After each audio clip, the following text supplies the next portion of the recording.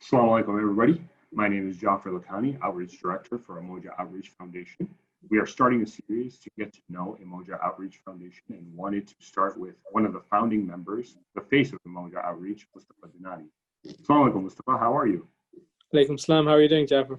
So how did Umoja Outreach Foundation start? So Umoja Outreach Foundation actually started with the Umoja Games first. That was kind of how it all came about.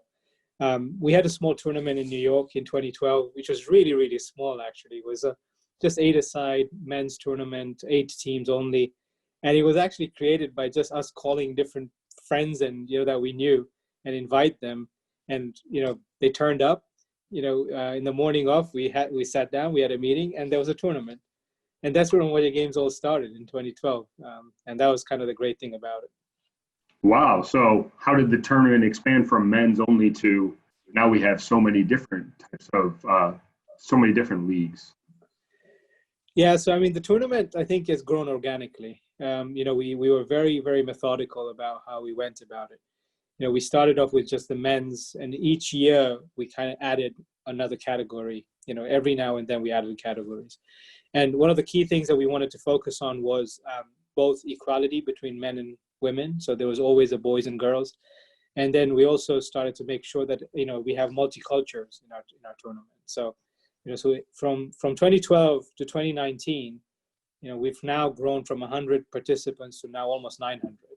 So, each year we kind of grow a little bit. And the great thing about last year's tournament was we had about 53 mosques in there. So, definitely the power of soccer and the unity that it brings is kind of amazing. A lot of people know Umoja as only soccer, but it seems like Umoja is much more than that. As Umoja Games was growing, we were touching so many different generations and so many different years and ages and such. One of the key things we were very focused on is finding the needs of the community.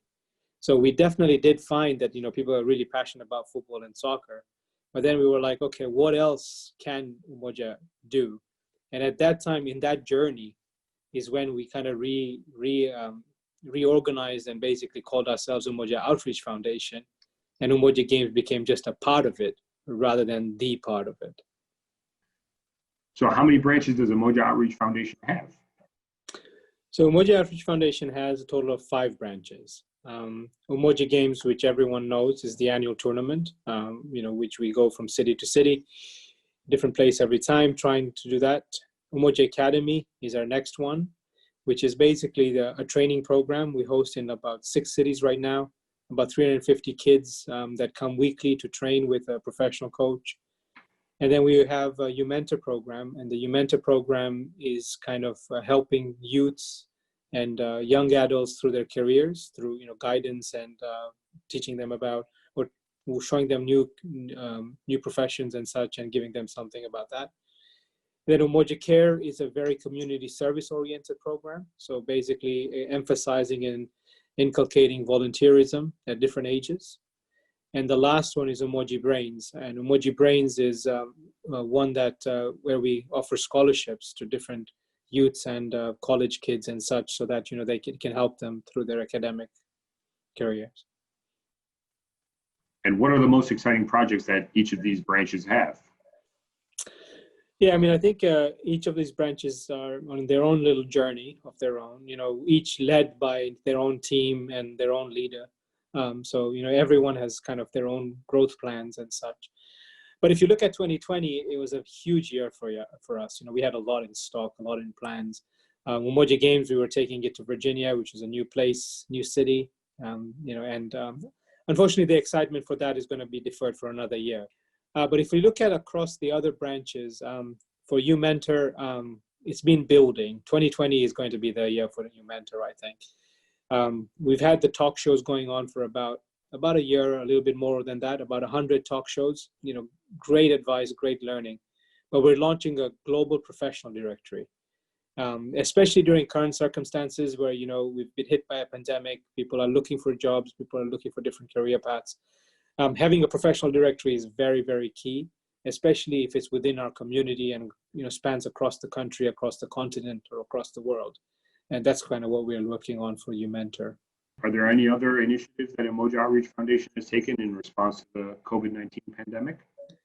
we launched something called an Adopt a Grandparent for Umoja Care. I mean, remind you, Umoja Care is a volunteering initiative, right? So we came back with a program we think is really, really amazing because it's very simple. In the Umoja, the Adopt a Grandparent, we pair like a 7, 8 to 12, 13, 14-year-old with an elder person who's like, 60 plus or 55 plus. And remember, these are ages that you normally would criticize. They never connect. But we found a very good model where they're connecting all the time. I mean, it's great stories that we're hearing where, they're exchanging Eid messages, video messages, text messages, emails, and, they're all connecting with each other. And we've kind of kept it very simple. So now that you've told us all about these great programs and initiatives, how can people get involved with Umoja? I think it's very easy. Being a virtual organization, you can be anywhere and be connected to Umoja and volunteer. But to reach out to us and connect or to participate in anything, you can always find us on social media. Very easy to find us, through Umoja Outreach. You can email us at info@umojaoutreach.org, or you can just find us on the website and kind of connect through us, And I think there's so much out there for anyone to get involved. So we're just basically excited for anyone to be part of it. Well, thank you very much for your time today, Mustafa. I appreciate it. Cool. Thanks a lot, Jaffer.